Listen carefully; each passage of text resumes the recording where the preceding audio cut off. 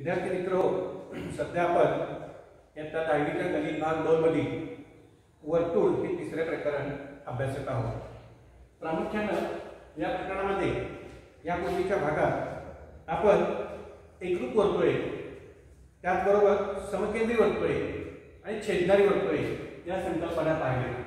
दोन वर्तुळे एकरूप होण्याकरता स्वाभाविकच त्यांच्या त्रिज्या एकरूप असाव्या लागतील। समकेंद्री वर्तुळे होताना दोन किंवा दोनपेक्षा अधिक वर्तुळांचा केंद्र एकच असावा लागेल, त्रिज्या मात्र भिन्न असते।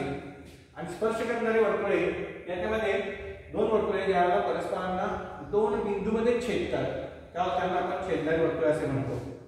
याचबरोबर गेल्या वर्षीच्या पाठ्यपुस्तकातील एक प्रमेय आणि त्याचा व्यत्यास आपण अभ्यासला होता, तो माहिती करता आपण पुन्हा एकदा सांगतो। वर्तुळाच्या त्रिज्या आणि स्पर्शिका यामध्ये कोन हा काटकोन असतो। थोडक्यात वर्तुळाची स्पर्शिका आणि त्रिज्या ही एकमेकाला लंब असते। हा एक प्रमेय आपण पाहिलेला आहे। आणि दुसरी एक बाजू आपल्या लक्षात घ्या, ज्यावेळेला आपण वर्तुळाच्या केंद्रातून जीवेवरती लंब काढतो, वर्तुळाच्या केंद्रातून जीवेवरती ज्यावेळेला लंब काढतो त्यावेळेला ती जीवा दुभारली जाते।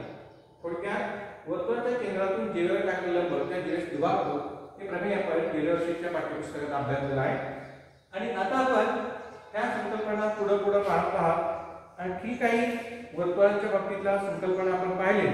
त्या कोणत्या असतील तर 1, 2 आणि 3 बिंदूतून जाणारी वर्तुळ हाही भाग आपण पाहिला आहे। प्रामुख्याने एका बिंदूतून जाणारी असंख्य वर्तुळ असतात हे आपण पाहिले। दोन बिंदूतून जाणारी सुद्धा असंख्य वर्तुळ असतात। पण जर 3 बिंदू नैकरेषीय असतील, कारण कोणतेही दोन बिंदू एकरेषीय असतात, जर 3 बिंदू नैकरेषीय असतील तर त्या 3 बिंदूमधून जाणारे एकमेव एक वर्तुळ असतो। आणि जर 3 बिंदू एकरेषीय झाले तर मात्र त्यातून जाणारं वर्तुळ हे आपल्याला काढता येत नाही। म्हणजे 3 एकरेषीय बिंदूतून जाणारं एकच वर्तुळ काढता येतं। आता आपण या पुढील भागामध्ये स्पर्शिका त्रिज्या प्रमेय जे मागच्या वेळेला पाहिलं होतं त्याचा पुन्हा एकदा अर्थ लक्षात घ्या। स्पर्शिका त्रिज्या प्रमेय पाहताना आपण काय पाहिलं होतं, ज्या वेळेला आपण स्पर्शिका म्हणजे वर्तुळाला फक्त एकाच बिंदूत छेदणारी जी रेषा असते तिला आपण स्पर्शिका असं म्हणतो। आणि त्यामुळे स्पर्शिका आणि त्रिज्या याचं जे प्रमेय आपण पाहिलं होतं ते प्रमेय या पद्धतीने पाहिलं होतं, वर्तुळाच्या कोणत्याही बिंदूतून जाणारी स्पर्शिका म्हणजे हे जे वर्तुळ आहे वर्तुळाच्या कोणत्याही बिंदूतून जाणारी स्पर्शिका तो केंद्रबिंदूशी जोडणाऱ्या त्रिज्येला लंब असते। म्हणजे जर याचा विचार केला तर एल ही रेषा आहे, एल ही रेषा वर्तुळाला एकमेव एम या बिंदूत छेदलेला आहे आणि एम हे वर्तुळाचा केंद्र आहे। तर एम म्हणजे त्रिज्या ही या स्पर्शिकेला लंब आहे। हे आपण स्पर्शिका त्रिज्या प्रमेय अप्रत्यक्ष सिद्धतेच्या द्वारे सिद्ध केला आहे। याचा पुढचा भाग आपण आज पाहणार आहोत, तो कोणता आहे तर तो आहे स्पर्शिका त्रिज्या प्रमेयाचा व्यत्यास। बघा, स्पर्शिका त्रिज्या प्रमेयाचा व्यत्यास आपण या पद्धतीने पहिल्यांदा प्रमेय पाहूया। वर्तुळाच्या त्रिज्येच्या बाह्य टोकातून जाणारी आणि त्या त्रिज्येला लंब असणारी रेषा त्या वर्तुळाची स्पर्शिका असते। इथे जे प्रमेय आहे ते लक्षात घ्या, वर्तुळाच्या त्रिज्येच्या बाह्य टोकातून जाणारी आणि त्या त्रिज्येला लंब असणारी रेषा त्या वर्तुळाची स्पर्शिका असते। आपण या प्रमेयाकरता पक्ष साध्य सिद्धता या संकल्पना थोडक्यात पाहूया। इथं दिलेली आकृती आहे, आकृतीमध्ये जे वर्तुळ आहे त्या वर्तुळाचा केंद्र एम आहे आणि एम ही त्रिज्या आपण घेतलेली आहे। एम ही त्रिज्या असताना एल हा एल या स्पर्शिकेवरील बिंदू आहे। तो वर्तुळाला आणि रेषेला अर्थात स्पर्शिकेला सामायिक बिंदू आहे एल हा बिंदू। आपल्याला काय सिद्ध करायचं आहे तर एम आणि रेषा एल यांच्यामधला जो कोन आहे तो कोन काटकोन असल्यामुळे वर्तुळाची स्पर्शिका कोण होणार आहे तर वर्तुळाची रेषा एल ही स्पर्शिका होणार आहे सिद्ध करायचं आहे। आपण काय लक्षात घ्या, इथं जे पक्ष आपल्याला येईल ते काय येईल तर रेख एम ही केंद्र एम असलेल्या वर्तुळाची त्रिज्या आहे आणि बिंदू एन मधून जाणारी रेषा एल ही एम ला लंब आहे, त्यातला पक्ष आहे। तर साध्य आपल्याकडे होईल रेषा एल ही वर्तुळाची स्पर्शिका आहे। थोडक्यात आपल्याला ही रेषा एल स्पर्शिका आहे सिद्ध करायचं आहे। म्हणजेच आपण रेषा एल स्पर्शिका होण्याकरता आपल्याला हा जो कोन MNP आपण विचारात घेतोय हा कोन काटकोन आहे आणि MNP या त्रिकोणामध्ये आपण हा कोन MNP काटकोन असल्यामुळे काटकोनामध्ये कर्ण ही सर्वात मोठी बाजू होईल म्हणजे MP ही बाजू MN पेक्षा मोठी असेल असं म्हणता येईल. MP ही बाजू MN पेक्षा मोठी आहे. अर्थात कारण ही मोठी बाजू असल्यामुळे बिंदू P जो आहे तो रेषा L वरचा बिंदू आपणास मिळणार आहे की जो बिंदू N पेक्षा भिन्न आहे. थोडक्यात रेषा L वरती N व्यतिरिक्त असा कुठलाही बिंदू नाही की जो बिंदू परत त्या वर्तुळावरती असेल. अर्थात यामुळे आपण काय म्हणू शकतो तर रेषा L चा एकमेव एक N हा बिंदू आहे की जो कशावरती आहे रेषा L बरोबर वर्तुळावरती आहे आणि हा कोन काटकोन आहे. त्यामुळे लक्षात घ्या ज्यावेळेला रेषा L चा N खेरीज इतर कोणताही बिंदू वर्तुळावर नसणार आहे त्यावेळेला निश्चितच आपण म्हणू शकतो की रेषा L ही त्या वर्तुळाची स्पर्शिका आहे. म्हणजे वर्तुळाच्या त्रिज्येच्या बाह्यटोकातून त्रिज्या MN या MN चं बाह्यटोक म्हणजे बिंदू N या बाह्यटोकातून जाणारी आणि त्या त्रिज्येला लंब असणारी रेषा म्हणजे त्या त्रिज्येला लंब असणारी रेषा इतर L आहे ही रेषा या वर्तुळाची स्पर्शिका होते. आता या प्रमेयाचे स्पष्टीकरण आपल्याला येते. पाठ्यपुस्तकात दिलेलं प्रमेयाचे स्पष्टीकरण आपण व्यवस्थितरित्या पाहावं ते उतरून घ्यावं. त्याच्यानंतरचा पुढचा मुद्दा आपण लक्षात घेऊया. इथे एक आकृती काढलेली या आकृतीमध्ये एक केंद्र असलेलं वर्तुळ घेतलेलं आहे. एक केंद्र असलेल्या वर्तुळाबाबतीत आपण काही मुद्दे मांडलेले आहेत. एक बिंदू C हा वर्तुळाच्या अंतर्भागातील बिंदू घेतलाय तो केंद्र A सोडून भिन्न आहे. दुसरा बिंदू B एक आपण विचारात घेतलाय की जो वर्तुळाच्या परिघावरती आहे किंवा वर्तुळावरती आहे आणि तिसरा बिंदू D आपण विचारात घेतोय तो बिंदू वर्तुळाच्या बाह्यभागात आहे. म्हणजे जर आपण AD अंतर विचारात घेतलं तर AD हे अंतर वर्तुळाच्या त्रिज्येपेक्षा जास्त आहे. AC अंतर विचारात घेतलं तर ते वर्तुळाच्या त्रिज्येपेक्षा कमी आहे आणि AB हे अंतर घेतलं तर ते बरोबर वर्तुळाच्या त्रिज्येवर आहे. थोडक्यात बिंदू C अंतर्भागात आहे, बिंदू B वर्तुळावरती आहे आणि बिंदू D वर्तुळाच्या बाहेर भागात आहे. आपण इथं काय लक्षात घेतो आहोत तर या वर्तुळाला एक केंद्र असलेल्या वर्तुळाला या तीन बिंदूंचा विचार करता कशा स्पर्शिका काढता येतात किंवा कशा स्पर्शिका घेता येतील. तर लक्षात घ्या अंतर्भागातील जो बिंदू C आहे त्यामधून आपल्याला वर्तुळाला स्पर्शिका काढता येणार नाही. वर्तुळावरील जो बिंदू B आहे या वर्तुळावरील B बिंदूतून जाणारी एकमेव एक स्पर्शिका आपल्याला काढता येते.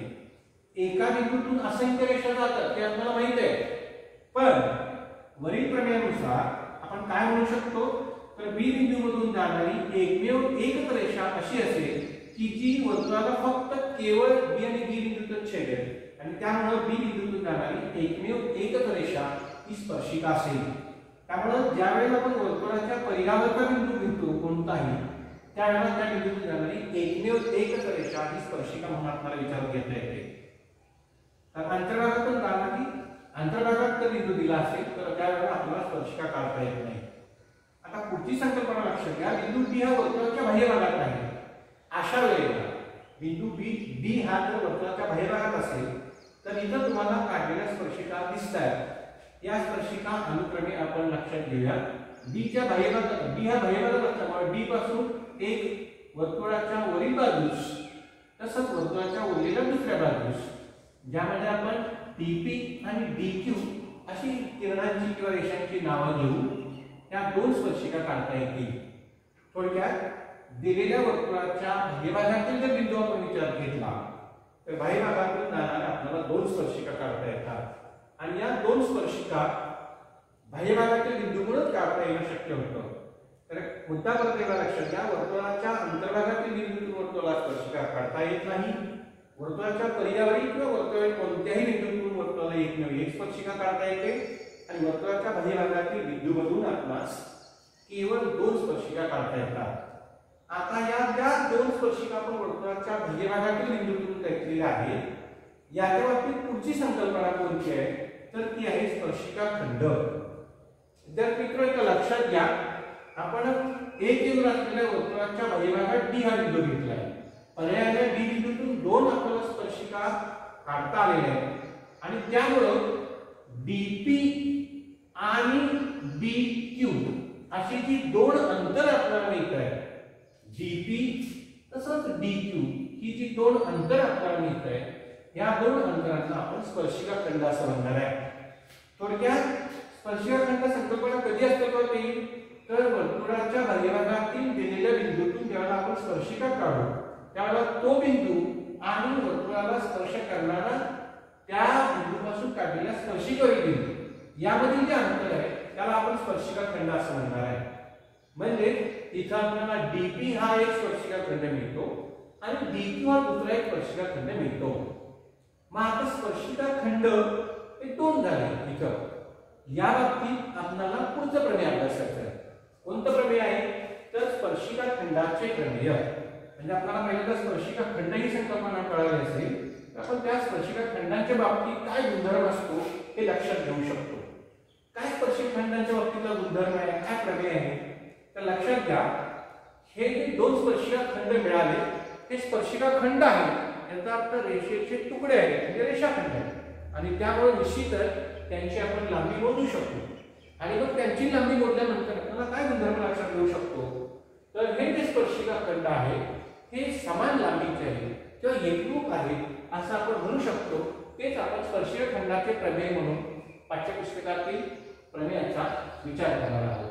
काय प्रमेय आहे बघा स्पर्शिका खंडाचे प्रमेय तर वर्तुळाच्या बाह्यभागातील बिंदूपासून किंवा बिंदूतून त्या वर्तुळाला काढलेले स्पर्शिका खंड एकरूप असतात. थोडक्यात जे आपण स्पर्शिका खंड घेतो ते स्पर्शिका खंड एकरूप असतात असं आपल्याला या प्रमेयाच्या सहाय्याने सिद्ध करता येणार आहे किंवा सिद्ध करावं लागणार आहे. काय म्हणते परत एकदा वाक्य वास्तव आम्ही प्रमेयाचं वर्तुळाच्या बाह्यभागातील बिंदूतून त्या वर्तुळाला काढलेले स्पर्शिका खंड हे एकरूप असतात.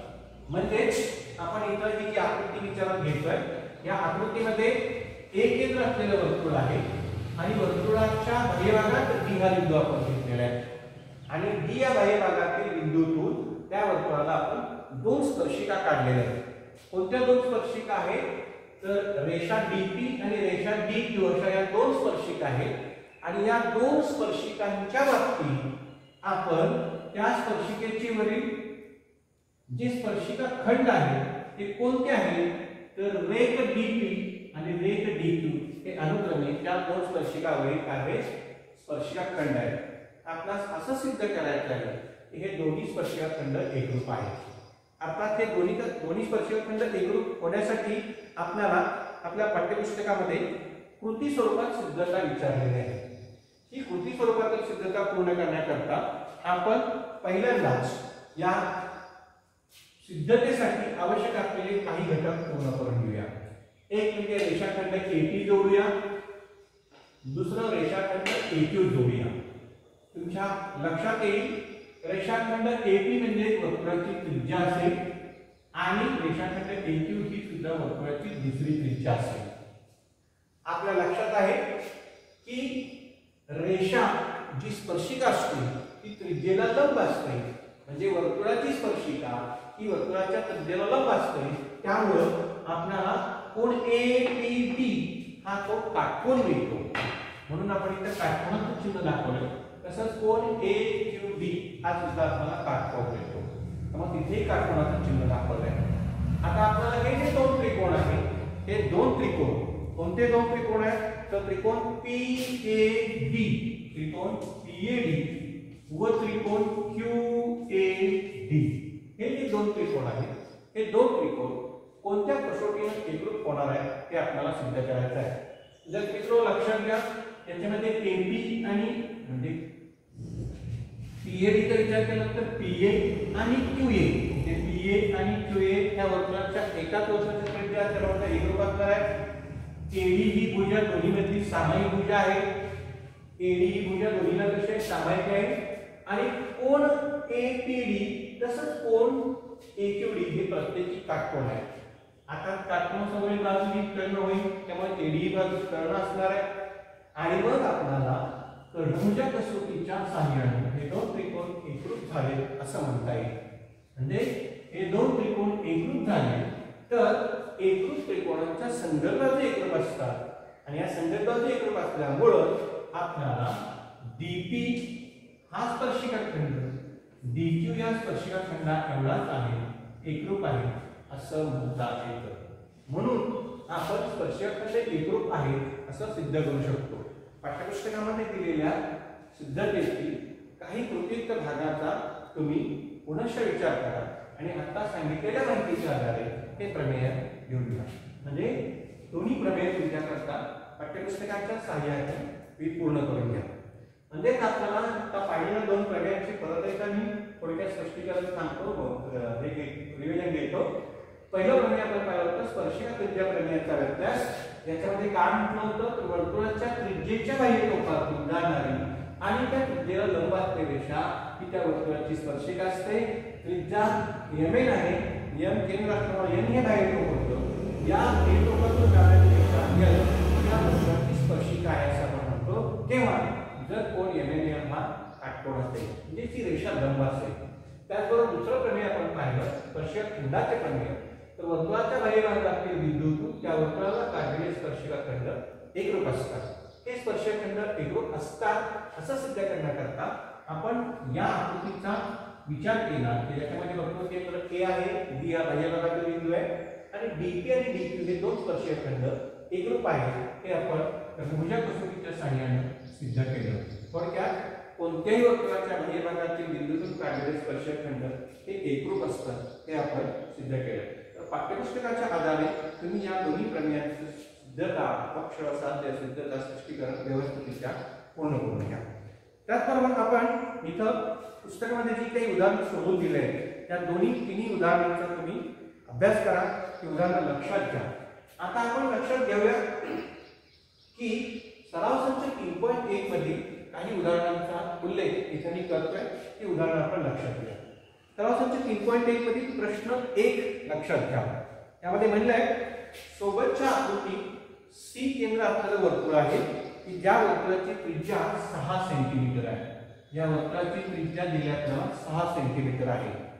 रेषा AB ही ती रेषा AB आहे. ही रेषा AB या वर्तुळाला बिंदू A मध्ये स्पर्श करते. बिंदू A मध्ये काय करते? स्पर्श करते. या माहितीवरून पुढील प्रश्नांची उत्तरे आपल्याला घ्यायची आहेत. पहिला विचारला आपल्याला कोण CAB चे माप किती असेल? पहिला प्रश्न आहे कोण CAB चे माप. कोण CAB चे माप.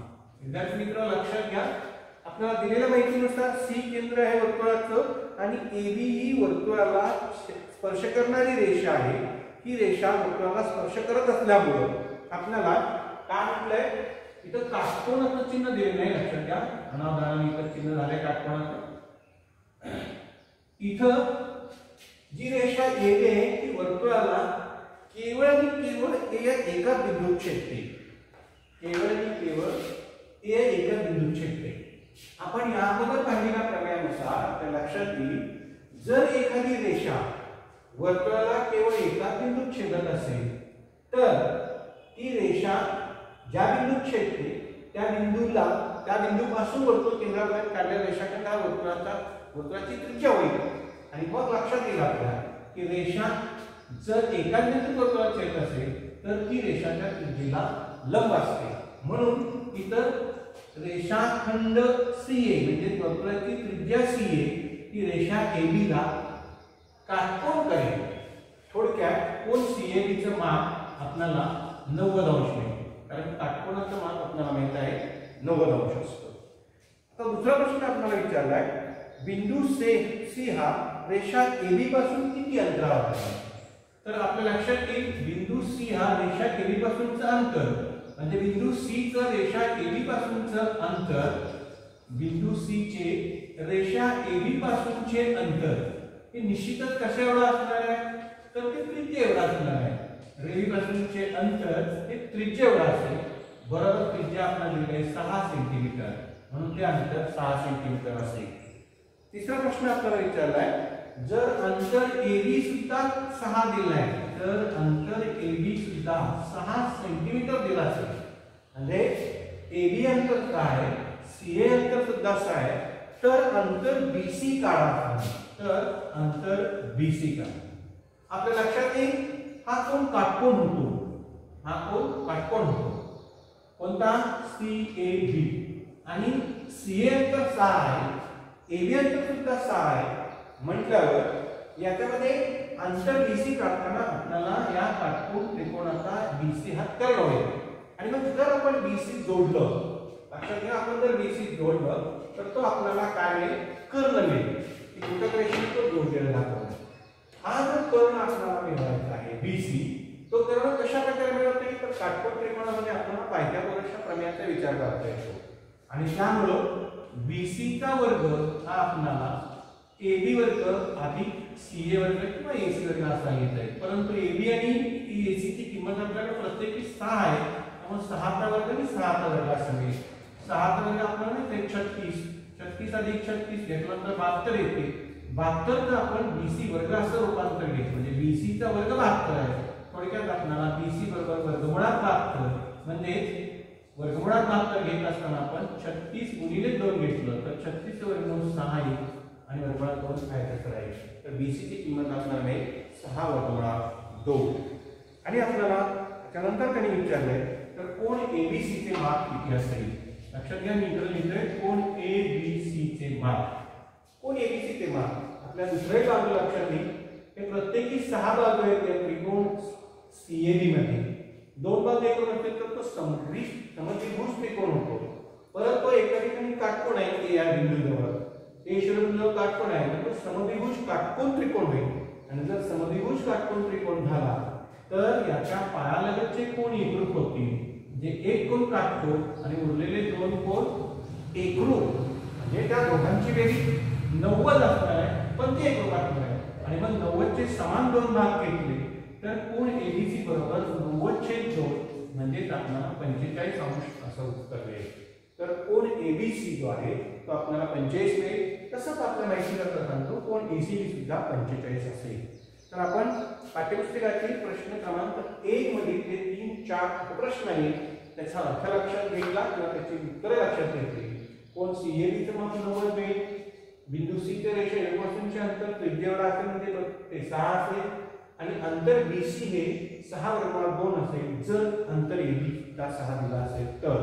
आणि शेवटचा चौथा आकड्याचा होता तो म्हणजे कोण एबीसी चे माप. कोण एबीसी हा काटकोन त्रिकोण व्हायचा समद्विभुज काटकोन त्रिकोण झाल्यामुळे कोण एबीसी चं माप 45 अंश असलेला आपल्याला मिळेल. विद्यार्थी मित्र, यानंतरचा प्रश्न दुसरा आहे तो आपल्या पाठ्यपुस्तकातील प्रश्न दुसरा विचारात घेऊया. यामध्ये काय म्हणजे लक्षात घ्या, या आकृतीत या शेजारील आकृतीत आपल्याला केंद्र ओ असलेल्या वर्तुळाच्या बाह्य भागात केंद्र ओ असलेल्या वर्तुळाच्या बाह्य भागातील बिंदू आर पासून काढलेले आरएन आणि आरएन हे स्पर्शिका खंड वर्तुळाला बिंदू एम आणि एन मध्ये स्पर्श करतात. हे स्पर्शखंड वर्तुळाला बिंदू एम आणि एन मध्ये काय करतायत? स्पर्श करतायत. जर ओआर बरोबर 10 सेमी असेल, वर्तुळाची त्रिज्या 5 सेमी असेल तर प्रत्येक स्पर्शिका खंडाची लांबी किती असं त्यांनी विचारलंय. प्रत्येक स्पर्शिका खंडाची लांबी किती असं विचारलंय. लक्षात घ्या, ओआरचं अंतर आपल्याला किती दिलेलं आहे? ओआर बरोबर 10 दिलेलं आहे, हे 10 आहे. आणि वर्तुळाची त्रिज्या आपल्याला किती दिलेली आहे? तर वर्तुळाची त्रिज्या जी आहे ती आपल्याला 5 सेंटीमीटर दिली आहे. ही वर्तुळाची त्रिज्या 5 सेंटीमीटर आहे. आपल्या लक्षात येईल वर्तुळाची त्रिज्या ओएम किंवा ओएन आहे. ओएमआर किंवा ओएनआर हे जे कोण होत आहेत ते कोण काटकोन असणार आहे, कारण ह्या ज्या स्पर्शिका आहेत त्या स्पर्शिका त्रिज्येला लंब असणार आहे. आणि त्यामुळे आपल्याला हा जो कोण मिळतो तो काटकोन मिळतो. कोण ओएमआर हा काटकोन आहे, तसं दुसऱ्या त्रिकोणामधला सुद्धा कोण ओएनआर हा सुद्धा काटकोन आहे. आपल्याला पहिल्यांदा जी माहिती मिळवायची आहे ती प्रत्येक स्पर्शिका खंडाची लांबी किती आहे हे मिळवायची आहे. आपल्या माहितीनुसार लक्षात घ्या, एमआर आणि एनआर हे 2 स्पर्शिका खंड आहेत. ते एकाच बिंदूतून आर या बिंदूतून घेतले असल्यामुळे दोन्ही स्पर्शिका खंड एकरूप असलेले आहेत. त्यामुळे कुठल्या एका स्पर्शिका खंडाची लांबी मिळाली तर ती स्पर्शिका खंडांची दोन्हीची लांबी एक असणार आहे. आपण इथं लक्षात घेऊया त्रिकोण. कोणता त्रिकोण लक्षात घेतला? ओएमआर या काटकोन त्रिकोण. या काटकोन त्रिकोणात. अर्थातच काटकोन त्रिकोण म्हटलं की आपल्याला पायथागोरसच्या प्रमेयाचा संदर्भ लक्षात येतो. OR हा कर्ण आहे. OR चा वर्ग बरोबर OL चा वर्ग अधिक MR चा वर्ग.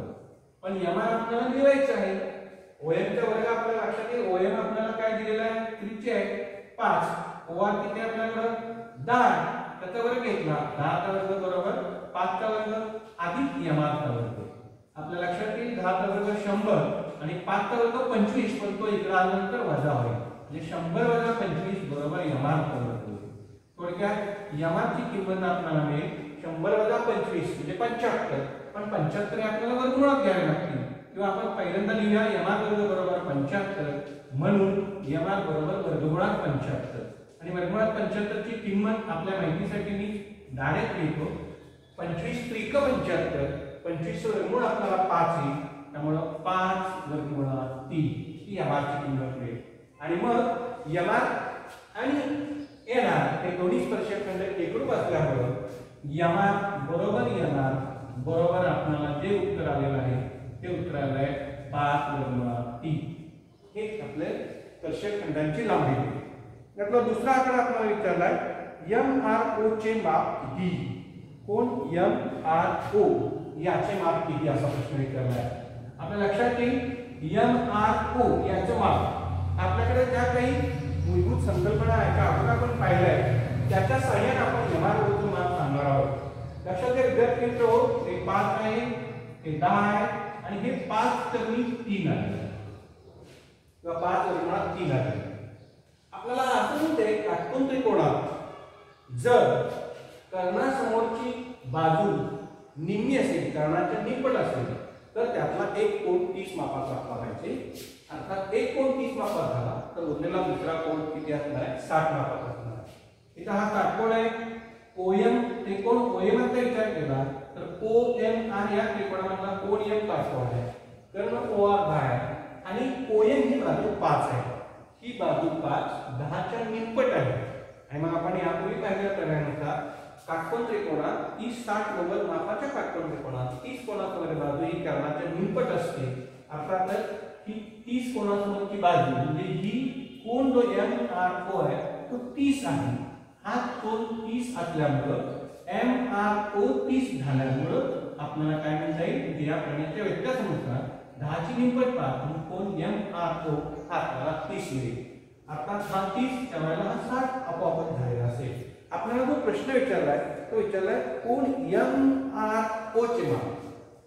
MRO हा कोन विचारलाय. लक्षात घ्या MRO त्यामुळे R चे माप कोन MRO चे माप ते आपल्याला 30 अंश असलेला लक्षात येईल. आणि तिसरं विचारलंय कोन MRN चे माप किती असेल. MRN चे यावेळेला मात्र आपल्याला हा पूर्ण कोन विचारला MRN. इथे लक्षात घ्या हे दोन त्रिकोण एकरूप असल्यामुळे इथला कोन MRO जसा आपल्याला 30 मिळाला तसाच कोन NRO सुद्धा 30 मिळणार. आणि मग MRN कोन हा या दोन कोनांची बेरीज आहे. म्हणजे MRO अधिक कोन ORN. आणि मग हे प्रत्येकी 30 असल्यामुळे या दोघांची बेरीज 30 अधिक 30 अशी आपल्याला 60 मिळेल. तर मी आपल्याला फक्त माहिती करता इथं उत्तर लिहिलंय की ज्या दोन कोनांची माप आपल्याला विचारलेली आहेत ती माप अनुक्रमे कोन MRO आपल्याला 30 मिळेल आणि कोन MRN हा आपल्याला 60 अंश मिळेल. तर ही जी माप आपण मिळवले ते 30 60 90 मापाच्या त्रिकोणाच्या प्रमेयाच्या आधाराने की आपण दोन्ही माप मिळवले. तर हे उदाहरण क्रमांक 2 आपण लक्षात घेतले. विद्यार्थी मित्रांनो, या दोन्ही उदाहरणांचा पाठपुरावा तुम्ही पुस्तकाच्या सहाय्याने पूर्ण करा. आपल्याला याबद्दलची अधिक माहिती पाठ्यपुस्तकाच्या सहाय्याने घेता येईल. त्याचबरोबर आतापर्यंतचा जो काही भाग आपण पाहिला आहे तो पूर्णांशाने तुम्ही लक्षात घ्या. यानंतरच्या पुढच्या पाठामध्ये आपण यापुढील भाग अभ्यासणार आहोत. धन्यवाद.